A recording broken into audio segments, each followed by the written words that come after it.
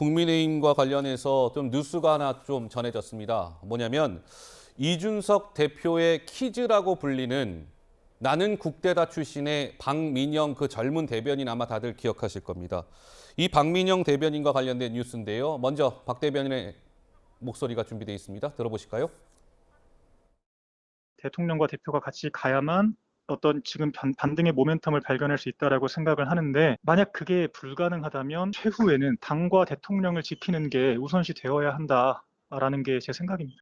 현재 우리 당 지도부가 리더십을 잃어버리고 정상적으로 작동하기 어려운 상황이 초래된 것은 사실입니다. 대통령이 가장 힘들 때 결과적으로 또 감싸주고 손을 잡아줘야 하는 게 또 당의 역할이지 않겠습니까? 그런 면에서 좀 많은 고민들을 하고 있습니다. 자, 이준석 퀴즈로 불리우는 박민영 대변인이 이제 대통령실 5급 행정관으로 가게 됐다는 소식입니다. 청년 대변인으로 제의를 받았다. 내가 저 대통령실 용산에 가서 쓴소리 뭐 많이 하고 오겠습니다. 이렇게 올렸던데 어떻습니까? 이준석 대표의 고립이 더 심화되고 있다 이렇게 보는 게 맞을까요? 어떻게 보세요? 저는 이거 기사를 보면서 조금 웃긴다라는 생각이 좀 들었습니다. 어떤 면이 그렇게 저는 이제 웃기세요? 이준석 대표의 어떤 네. 개인적인 관계를 말하는 게 아닙니다. 그러니까 작년에 이준석 대표 올해였나요? 이준석 대표 체제 때 대변인으로 들어와서 이제 활동을 한 거죠. 그거는 이제 개인적 관계가 아니기 때문에 뭐 이게 이제 이준석 대표와 뭐 정치적인 행보를 같이 해야 된다. 꼭 그런 건 아닙니다. 네. 그런데 박민영 대변인이 굉장히 유명해진 게 당의 대변인이면서 대통령을 굉장히 직설적으로 비판을 했었습니다. 하하, 네. 예. 근데 보통 그 여당이라고 해서 무조건 뭐 대통령을 옹호하는 것도 문제지만 비판할 수 있는 자격이랄까요? 그다음에 수위라는 게 결정이 돼 있는데 당의 공식 직함을 대변인 직함을 가진 대변인이 굉장히 직설적으로 전면에서 비판을 했고 예. 그때 국민의힘이 굉장히 어려운 상황이었습니다. 그랬는데 이것이 대통령실에 그럼 쓴소리를 듣겠다고 해서 대통령실 제안을 하고 이걸 덥석 받아서 간다는 것도 저는 좀 정치적으로 좀 이해가 안 되고요. 예. 그리고 최근에 박민영 대변인의 발언들이 좀 바뀌었다는 건 제가 좀 느끼고 있었습니다. 그러니까 처음에는 좀 이준석 굉장히 대표를 옹호하고 윤석열 대통령을 직설적으로 비판을 하다가 최근에는 보면 여당이 대통령을 지켜야 되고 잘해야 된다. 이거 되게 좋은 취지긴 합니다. 여당의 역할이긴 하지만 네. 갑자기 이렇게 돌변하는 것을 저는 보면서 과연 지금 저렇게 청년 정치인으로서의 저런 행보가 앞으로 어떻게 보여질지는 모르겠습니다만 저는 상당히 좀 낯설다 그런 생각입니다. 그러니까 박민영 대변인이 이제 막 뉴스가 전해지자 이른바 박민영 대변인을 향해서 배신자 아닙니까? 뭐 또 이런 좀 비판이 있었던 거예요. 그러자 박민영 대변인이 또 소셜 미디어에 글을 올렸어요.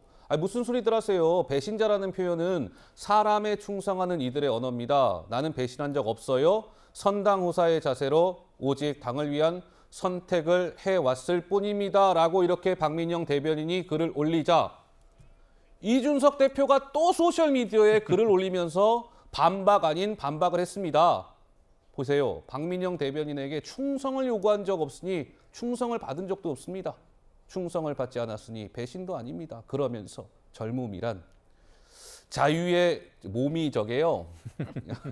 좀 이따 하여튼 말씀드릴게요. 자유의 원래는 몸이죠. 몸, 우리 육체 몸. 자유의 몸이 아니면 행복할 수, 저거는 이제 행복, 우리 해피, 행복 그거예요. 행복할 수 없는데 잘 헤쳐나가길 기대한다. 약간 박민영 대변인을 비꼰 거죠. 어떻습니까? 그러니까 이제 요즘 어떻게 보면 청년들의 용어고 과거 정치인들 사이에서 보여질 수 없었던 이제 새로운 정치 문화인 것 같아요. 서로 이제 문자 메시지로 싸움도 하고 뭐 그런 거 아닙니까? 지금은 이제 문제가 생기면 서로 만나서 서로 이해하려고 하고 서로 직접 만나서 화도 내고 서로 풀고 이런 정치가 이제 사라지고 있는 것 같습니다. 그러다 보니까 더 어렵게 생겼다. 왜냐하면 이게 대면 정치가 아니고 이렇게 비대면으로 싸우면은 그 감정이 계속 남지 않습니까? 저런 언어들이 이제 계속 독이 돼가지고 남아 있는 거죠. 그래서 예. 그런 면에서 좀 안타까운데 저는 뭐 이준석 당대표도 너무 잘 알고 박민영 대변인도 제가 너무 잘 압니다. 두 분 다 잘 아시는군요. 사실 바른정당 때 그때 대학생 토론 배틀에서 박민영 저 친구가 1등을 한 친구예요. 1등 했었어요. 제가 멘토를 했었습니다 그때.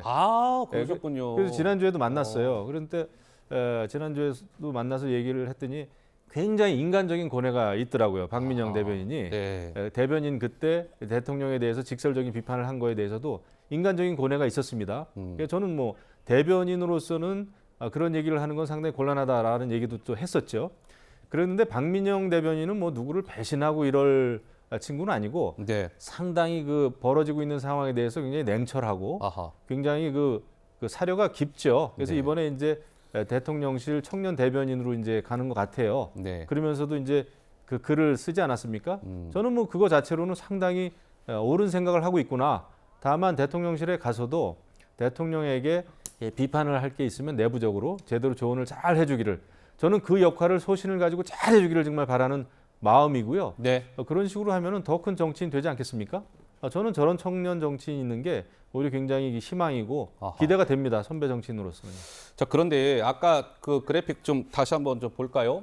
그러니까 이준석 대표가 제가 아까 뭐 좀 읽기도 참 어려웠는데 저기 보시면 젊음이란 자유의 몸이 아니면 행복할 수가 없는데 잘 헤쳐나가길 기대. 진짜 실제로 이준석 대표가 저렇게 올린 거예요. 그래서 아니 몸이를 왜 저 몸이라고 했고 행복을 왜 행복, 저 왜 일부러 좀 오타를 낸 건가 싶었는데 김용원 부대변인이 저게 오타가 아니라 뭔가 의도적인 거 아니냐 이런 해석이 나온다면서요?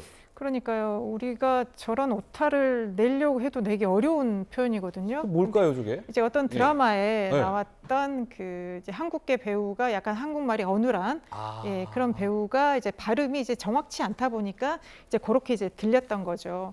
그렇게 해서 그걸 썼는데 글쎄요. 워낙 이준석 그 전 대표가 뭐 여러 가지 뭐 영화나 뭐 게임 이런 것들을 많이 알아서 많이 그렇게 인용을 하는데요. 저걸 이렇게 하면서 본인의 자유의 몸이 아니라는 뜻인지 네. 박민영 대변인이 자유의 몸이 아닌지 아니, 두 사람이 둘 다 아닌가? 그리고 둘 다 행복하지 않은가?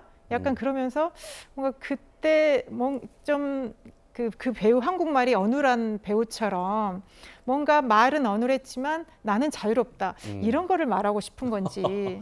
그런데 저는 박민영 대변인이 혼자 저렇게 뜻을 가지고 대통령실에 가도 과연 자유롭게 행복할까 좀 그렇게 생각하지 않는다라는 것을 표현하고 싶지 않았나 싶습니다. 알겠습니다. 자, 뭐 이준석 대표를 향해서 누군가는 이런 조언을 하기도 했습니다. 목소리를 들어보실까요? 제 생각에는 이제 대표도 사실 이제 그 억울함을 이제 국민들께서 저는 많이 아실 거라고 보거든요. 네. 그러니까 이제 대표가 내려놓고 좀 잠시 그 국내를 떠나서 그 해외에 가서 좀 그 정리도 하면서 공부도 좀 더 하고 네. 이런 시간을 좀 가졌으면 어떨까 네. 그것도 권유를 좀 했었죠. 해외면 뭐 미국 같은 곳에 좀 나가 있어야 된다 이렇게. 미국도 좋고 뭐요. 네. 하여튼 좀 정리가 될 수 있는 지역이면 좋겠죠. 네. 그러니까 국내에서는 아무튼 조금 어렵잖아요. 지금 상황이. 네, 뭐 이준석 대표 측에 있다가 최근에 최고위원직을 던진 정미경 전 최고는 이준석 대표를 향해서 좀 해외에 좀 머무는 게 어떻겠습니까? 이런 또 제안을 하기도 했습니다.